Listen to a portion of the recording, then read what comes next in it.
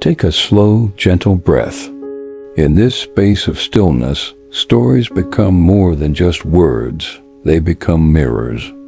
If you resonate with tales that awaken insight and stir the soul, you're in the right place. Subscribe to Journey Deeper. Now let the story unfold. The ceramic rim of Sarah's coffee mug felt cool and smooth beneath her fingertip, tracing the same path over and over. Her gaze was locked onto the dark screen of her phone, resting silent on the kitchen table. Outside, the city lights began to flicker on, painting streaks of gold on the wet pavement. James was late. Again. Only an hour.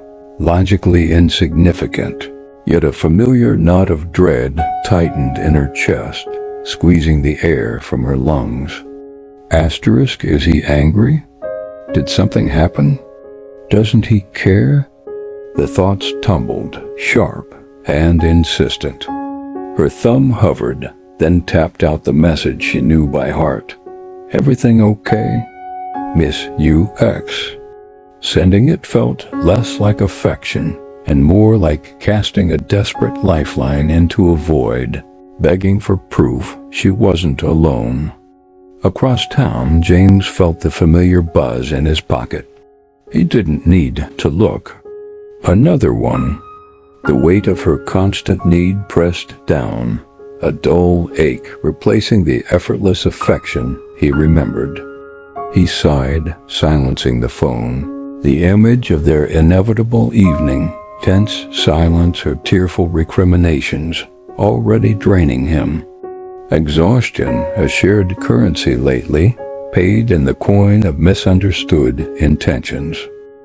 This wasn't the Sarah he'd married. Rewind 10 years, a younger Sarah, laughter bubbling easily, seemingly radiating confidence as they explored their new city hand in hand. But beneath that vibrant surface, hidden even from herself then, lay the echoes of a different home. A childhood where approval felt like sunlight glimpsed through heavy clouds, earned only by perfect report cards and impeccable, quiet obedience. Unspoken messages seeped deep. Asterisk, your worth is conditional. Love must be constantly proven, validated, secured. That deep-seated fear, an invisible, tenacious thread, had woven itself through the fabric of her marriage. James's natural independence, his focus on a demanding project, his need for quiet reflection, all transformed in her anxious mind into evidence of abandonment, proof of dwindling love. What he saw as simply being, she perceived as withholding. Meanwhile, Sarah's closest confidant, Elena, navigated a different kind of storm. In the sleek, high-stakes world of corporate finance, Elena was formidable. She commanded boardrooms with sharp intellect and unwavering confidence, her voice leaving no room for doubt. Yet, stepping out of the office elevator, a different kind of emptiness echoed. Her personal life was a series of intense, consuming affairs, each one ignited by white-hot passion and grand, sweeping gestures. Men were captivated, drawn in by the force of her desire. But the moment the initial, dizzying intensity inevitably cooled, or a partner's attention shifted to friends, to work, to simply not being entirely focused on her, Elena's world fractured. Accusations, sharp and desperate, would fly. Demands for constant reassurance, constant proof of devotion escalated into suffocating pressure. Partners recoiled, withdrew, ultimately leaving. Each departure felt like a brutal confirmation of the fear whispering constantly in her darkest moments. I am unlovable at my core. Her latest entanglement, Michael, a charming artist with eyes like storm clouds, was already showing strain. His texts took longer. His stories about his studio time felt like veiled excuses. The familiar panic, cold and slick, was rising within her. Then came the rainy Tuesday. For James, it was the critical project deadline, the one demanding every ounce of focus. He silenced his phone notifications, diving into the final push, needing the quiet. For Sarah, home alone, the silence became a vacuum filled with terrifying possibilities. Texts escalated from "thinking of you" to "are you mad at me?" to unanswered, frantic calls that echoed in the empty apartment. Scenarios played out in her mind: accidents, indifference, betrayal. Each minute stretched into an eternity of imagined rejection. When James finally pushed open the door, soaked from the rain but relieved, the project submitted, he walked into an emotional hurricane. Sarah stood trembling, tears streaming, her voice raw. "Why? Why do you ignore me? Don't you love me anymore? Doesn't it matter how I feel?" Exhaustion, the kind that seeps into bones, warped instantly into icy frustration. He looked at her, the woman he loved, consumed by a fear he couldn't seem to soothe. "Sarah," his voice was low, dangerously quiet, stripped bare. This constant need, it's suffocating me. I love you, but I cannot prove it to you every single minute of every single day. This isn't intimacy. It feels like a prison." His words, harsh but undeniably true, landed like a physical blow. The desperate weariness in his eyes mirrored the hollow, aching void suddenly gaping in her own chest. Something had irrevocably shifted. Stunned, raw, feeling utterly exposed, Sarah couldn't face Elena. Elena's shared pain might only amplify the despair. She needed air, space, anything. Pulling on a jacket, she walked out into the damp city night, the rain, the cold mist on her face. She walked without direction, the neon signs blurring through unshed tears. Seeking shelter from a sudden downpour, she ducked beneath an unassuming stone archway she'd passed 100 times but never noticed, the entrance to a small, quiet Buddhist temple. Stepping inside was like entering another world. The frantic pulse of the city faded. The air hung still, fragrant with sandalwood incense. Soft candlelight flickered, casting dancing shadows. An elderly monk, robes the color of earth, sat near a simple altar. He looked up as she entered, his eyes holding a depth of calm she'd never seen. Sensing the storm within her, he offered a gentle, knowing smile. "Carrying heavy stones, dear one?" he asked softly. He didn't offer empty comfort. Instead, he spoke of dukkha, the suffering born not from external events, but from our own craving, our desperate thirst for things outside ourselves to fill an inner emptiness we fear to face. He spoke of Anatta, the illusion of a fixed, separate self that feels perpetually incomplete, fragile, believing its survival hinges on constant validation and reassurance from others. "True connection," he murmured, his voice a soothing balm, is like two ancient trees standing side by side in a forest. Their roots may touch deep within the earth, may even intertwine, sharing sustenance. But each draws its own strength from the ground beneath it. Each stands firm, resilient, occupying its own space. They don't cling desperately. They don't shake each other, demanding proof of stability. They simply are, together, rooted. Seeking constant reassurance, he added, his gaze meeting hers with profound understanding, is like violently shaking your beloved tree, demanding it. Cry out asterisk, I am here.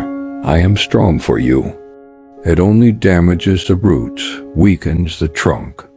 True strength, true intimacy, allows the tree to simply stand, knowing its roots are deep.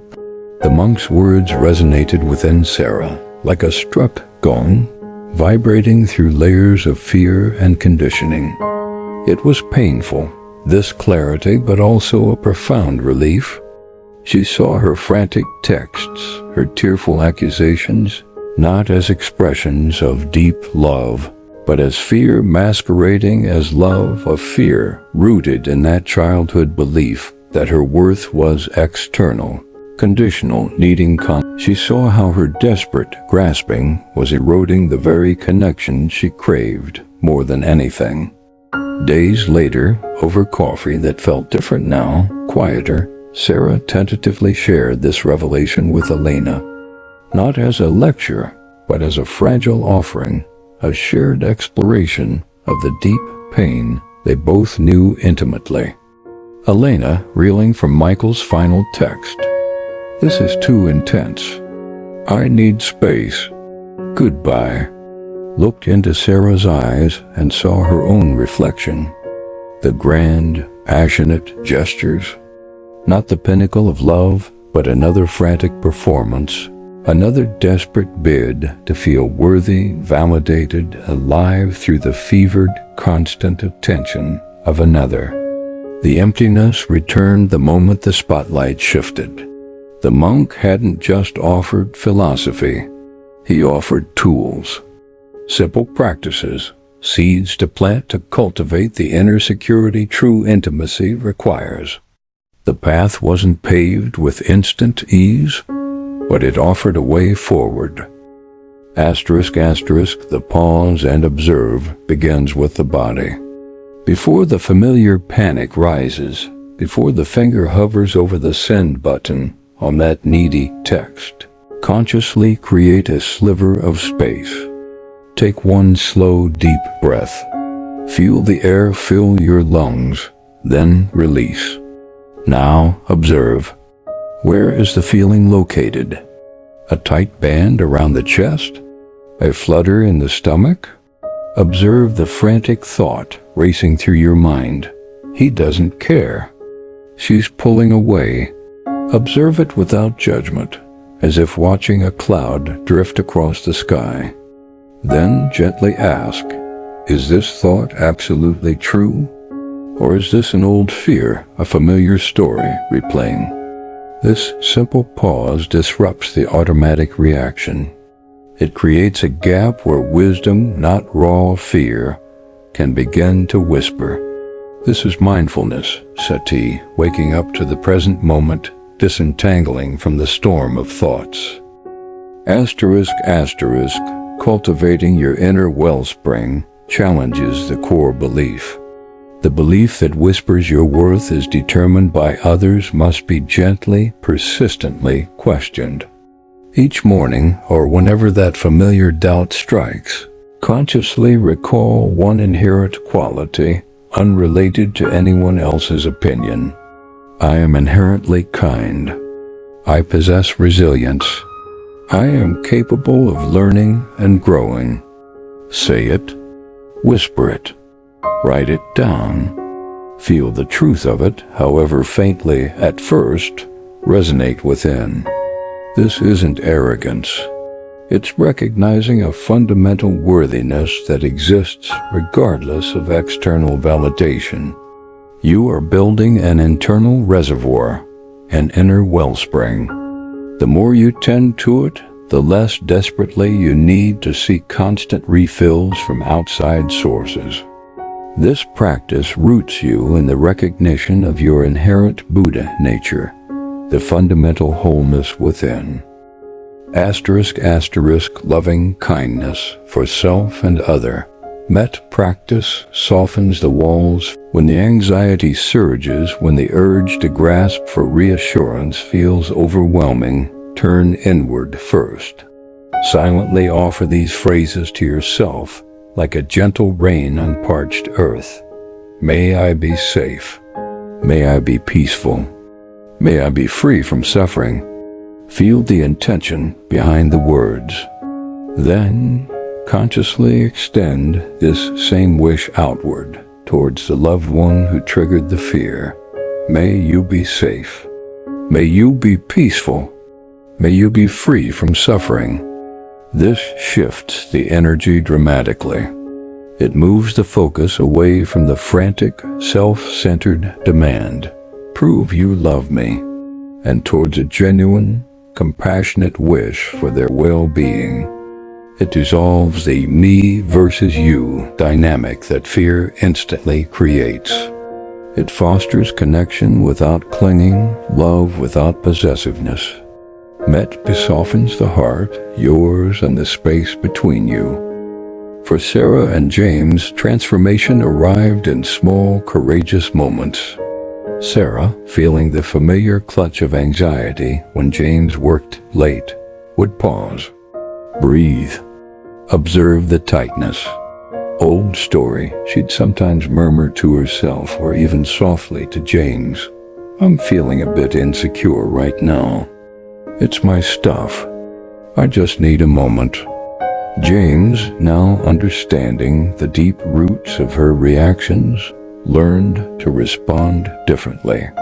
Not with defensiveness or exasperation, but with quiet presence. A warm hand on her shoulder. A simple grounding "I'm here." The frantic text ceased. Space, once terrifying, became a necessary breath, a place where each could simply be. Conversations deepened, exploring vulnerabilities without blame. Laughter returned, lighter, freer.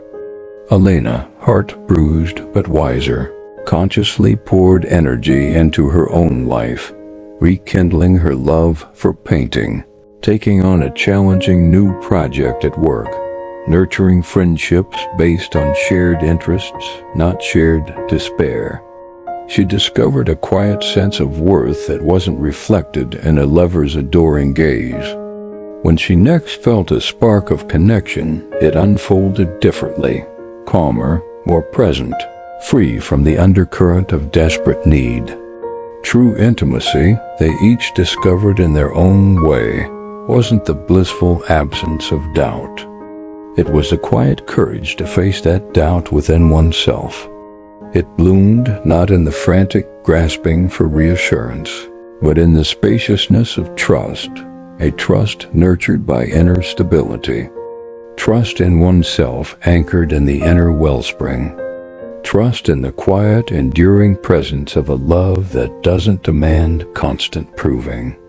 It was the profound comfort of two strong trees, roots intertwined deep in their own nourishing earth, branches reaching towards the sky, gently touching, sharing the same vast, peaceful air. If this story stirred something quiet yet deep inside you, pass it on. It may be the light someone else is waiting for. Subscribe for more stories where the sacred meets the everyday. And remember, sometimes it is in our breaking that the light finally enters.